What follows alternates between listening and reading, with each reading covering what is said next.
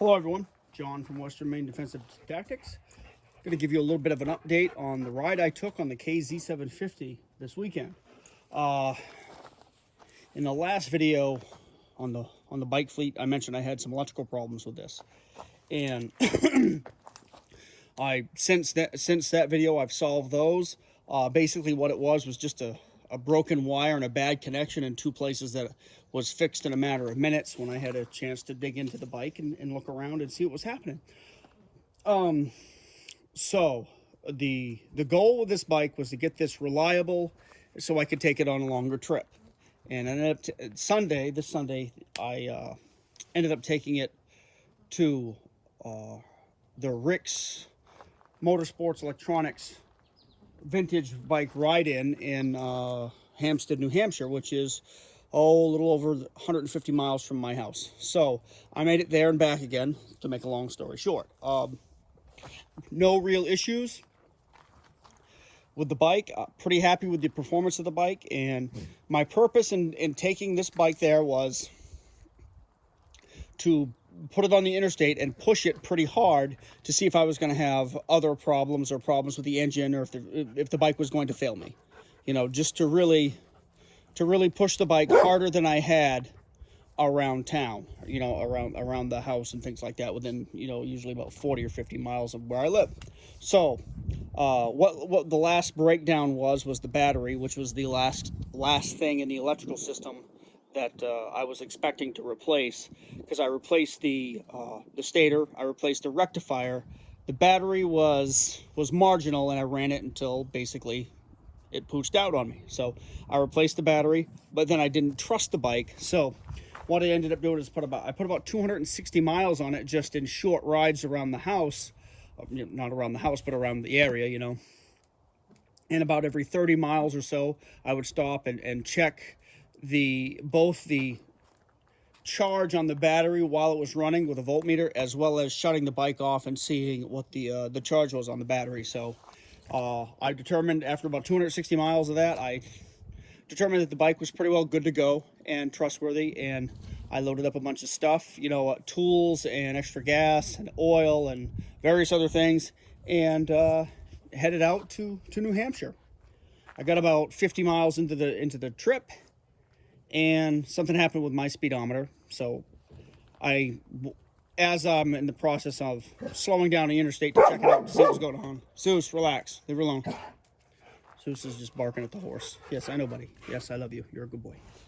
But lay down, good boy. Leave Thistler alone. He seems to have to bark at the horse because evidently horses need to get barked at all the time. So anyway, forgot where I was. Anyway, I needed to stop and check and see if there was, you know, a cable flopping loose. I just figured that the inner cable was rusty and busted because it was as old as it is. That's not the case. It just came unscrewed with a vibration. So I screwed it back on. We were back in business. Ran it almost all the way out of gas, or at least I ran it to reserve once, and filled it back up with my can and got back on the road. Made it down to the ride-in, looked around at some bikes for about an hour and a half, and got back on it and went back home with no real issues. Leaking, the right fork seal was leaking before I left, and I expected that. And I noticed going across the bridge to Kittery, or the Kittery Bridge, that the left fork seal was leaking. That was no great surprise. I figured I would have trouble like that, and I actually already have ordered the fork seals to replace these with, so that'll be no great shakes. I'll just do that this weekend or whenever they come in. Overall, I'm happy with the performance of the bike. Happy with the work I did on it and what I can do with it now. I guess if there's a downside, the downside of this is, on the way back, once I realized that the bike was going to get me there and back again, the shine started coming off, and I was like, okay, well, now what? And some things I don't like about this bike that really started to come out on this ride are the seat. The seat is not very comfortable. It looks like a motorcycle seat, but it's not a motorcycle seat. It's actually some type of medieval torturing device, because after about 45 minutes or so on the seat, it's not comfortable at all. And that was exacerbated by the fact that I had a milk crate bungee corded here with gas and oil and some extra clothing and stuff like that in it. So I couldn't move back and forth on the seat very well. So on a long ride, that seat is not friendly. If you're just commuting back and forth to work doing, 40, 50 miles or something like that, but it's not going to bother. And on my shorter rides, the seat has been fine.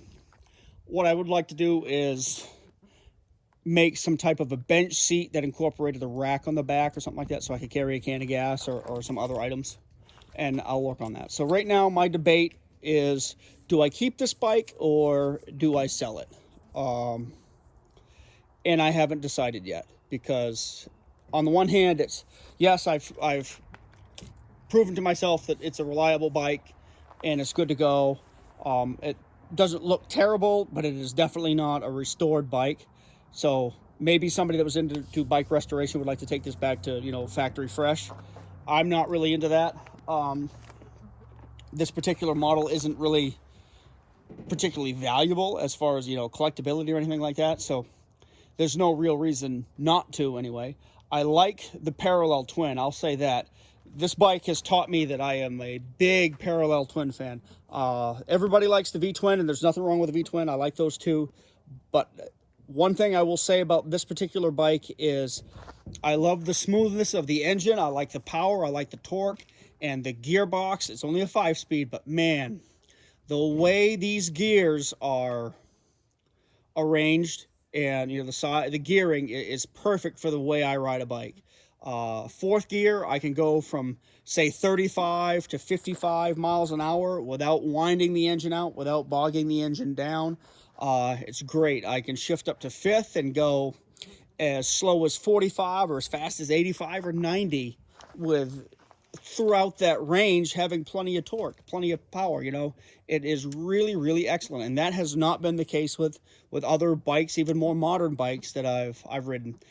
So though I discovered that, that started occurring to me in my little testing rides, around my area, that I really like the way this gearbox was arranged. So that's one of the things that I really like about this bike. And it's one of those things that if I sell this bike, I'm going to miss it. So maybe I'll just hang on to it and start making some more modifications to it. I was considering putting on a larger gas tank, because this only has a 2.8 gallon tank. But with the seat that's on that, I think that would be a mistake, because that would just make that, medieval torturing device a little bit more effective in the fact that it would allow you to stay on it longer than you really should. So what I'm thinking is maybe I'll build another seat. I'll replace the fork seals, build myself another seat. Another thing is to replace these pegs with like some off-road pegs, because these are notoriously slippery. I tend to ride with logging boots, and one thing I don't like about this bike is you get on it, you flip up your kickstand, and then you pick up your foot, your boot, your foot, and it kind of tweaks this up a little bit like so. And then it's kind of hard, especially with the sneaker. It's not bad. With the logging boots, a little bit more difficult. And so I found myself starting to move around a parking lot, with a peg that's up like this, trying to get that down as I'm trying to, steer and things like that. Not good. So maybe a cleat type foot peg for that. That would help a lot. And a bench seat, perhaps it goes back to here, with just a space for a rack or something like that, so I can strap a gas can to it or whatever. I like carrying capacity on my bikes. Replace the fork seals. I'm considering a progressive suspension or something like that, because especially with my fat ass on it, this bike has, the suspension is a little tired because it's an older bike, and me, I weigh a little over 200 pounds, and it doesn't take me that well. Though I have to say that I've taken this down some rough trails and some rough roads, and it takes it a hell of a lot better than my V-Star. But like I said before, I've taken this bike in particular places that my V-Star could never go without damage, and I've taken this bike almost as many places as I've taken the KLR. So I think I've got two really good bikes that will take me just about anywhere, and are, as far as the money I have in them right now, are very, very cost effective. So I don't know, maybe I'll sell it if the right amount of cash is waved in my face, but So right now, I guess I'm thinking about keeping it because I really like this bike. I like the story and the character and all the stuff that I've put into it. You know, I spent a lot of the winter, and you know, I bought it. I think it was last September I bought it, and I've been working on it pretty hard since. And I put some money into it, but I've got a pretty reliable freaking bike. There's not many real big issues that I'm worried about. You know, I was worried about the engine giving up the ghost on the way down to New Hampshire, and it appears that, you know, I've run it about 750 miles last week and a half, and it appears that once this thing gets warmed up, the more you run it, the harder you run it, the more it likes it. And another thing I've been doing is run a little seafoam in it almost every tank. I started swapping that out with about 2 ounces of Marvel Mystery Oil at every fill up. That seems to be smoothing some things out too. Marvel Mystery Oil also is an oil treatment, but they do not recommend that you put that inside a motorcycle with a wet clutch, because you could have some clutch slippage and things like that. Oh, I'm going to shield you from the wind here. The wind has been a pain. But there might be a few little minor issues that come up, but I've got a really good tool tube on the front, pretty well prepared for that. I've got some spare plugs underneath the seat, screwdrivers, fuses, all that good stuff. Another thing that I don't know if I've mentioned on my YouTube page, because on my Facebook page I do little videos every time I complete a project on this. Excuse me. Every time I complete a little project on this. But what I've done for this is I took and I replaced the factory fuses with blade fuses, which to me are a lot more weatherproof, and they're a lot easier to find, because I went to replace fuses and trying to find like a 10 or 15 amp glass barrel fuse. When I was a kid, you could buy the little packages of those at every mom and pop gas station all over the state, and I actually had to go to a hardware store to find them and, you know, buy them individually for a couple of bucks. And I'm like, no, I don't think so. I think the blade fuses, especially the boots I just showed you, those are a lot more weatherproof, and they're going to be a lot more common. I also went and bought a bunch of fuses because my truck happens to take the same fuses, and I put a bunch on the bike, so just in case. Plans for the bike: improve the seat, improve the suspension, maybe someday reroute the pipes, turn it into a more scrambler-esque kind of bike. I don't know. Maybe someday. My ultimate plan is to run it for about 20,000 miles more. Deal with issues as they come up. You know, use it as a commuter bike, tear around the state with it, take some trips with it, enjoy it.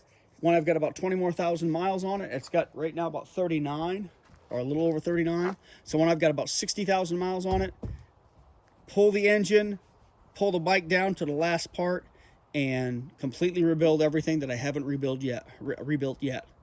You know, engine and transmission and all that. You know, take it down to the frame, have the frame sandblasted and repainted, or repaint it myself, whichever, you know, and do the hubs and things like that. All the things that you would do when you break it down to the last part, and take care of it. And when I build it back up, it'll be a really nice, solid 1983 bike. But anyway, that's what my thoughts are right now. So right now I'm leaning towards keeping it and kind of fixing the seat issue. If it wasn't for the seat issue, I would be 100% solid on this bike. But I also look at this as not beyond my skill level to figure out how to build myself a seat, maybe that incorporates a little storage in it. And if as and when I get that done, I'll do a little video on that, just because I don't expect it to be, you know, custom bike shop worthy, but I expect it will be effective in doing what I want it to do. Anyway, hope you guys get a kick out of this. Also, need to shout out to Shade Tree Surgeon down in Florida, because I discovered his channel last year, and I actually listened to quite a few of his videos as I was working on this bike in my shop over the winter. And I like his attitude about bikes, about how, you know, there's a motorcycle out there for anybody in anybody's price range, if they have the heart to learn some things and work on things. You don't need a brand new motorcycle. And I have plans to buy a newer motorcycle as a retirement present to myself. I don't think it's going to be a brand new one. I think it's going to be a newer one. But I really like what he does on his channel about, you know, as he says, buying sketchy 80s bikes and just jumping on them and tearing across the country and, you know, doing the work as needed. And so there are still deals on bikes to be had if you guys look out there. I found this one beside the road, as you know. I drove past this all summer, and then September 1st said, you know what, I'm going to stop and take a look at that and make an offer, and my offer was accepted. So I put it in the back of my truck and drove it home, and you're pretty much familiar with the adventure since. If you want more on it, I've got some videos on my Facebook page that just little quick videos when doing the wiring and stuff like that. Nothing really technical, just saying, hey, this is what I did today. Look at the wiring, that sort of stuff. But anyway, so the saga of the KZ will continue, and maybe the next time you see it, it'll have a little bit more ergonomic, a little bit more comfortable and practical seat on it. All right, guys, take care. See ya.